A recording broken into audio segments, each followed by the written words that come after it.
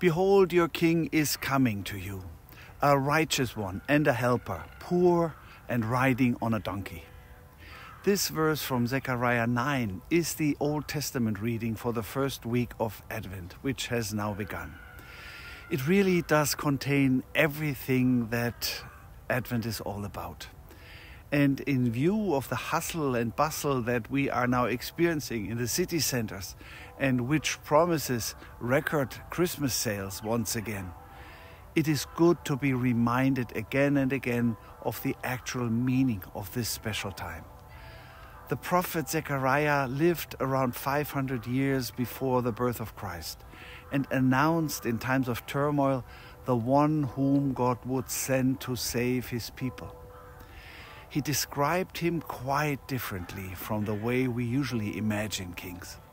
He is poor and comes on a simple donkey. He stands for justice and does not come to make himself great, but to strengthen others, to help them and to renew their lives. No wonder that the people of Jesus' time sensed that Jesus was exactly the one they had been waiting for. He also rode into Jerusalem on a donkey. At the beginning of Advent, we are reminded of this. Jesus is coming. A power comes into our lives that is much more life-giving than all the things that we so often focus on in our search for a fulfilled life. We can and should also be happy about material gifts.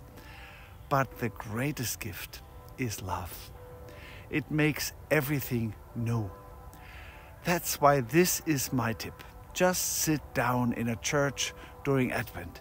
Think about Jesus. Feel his love.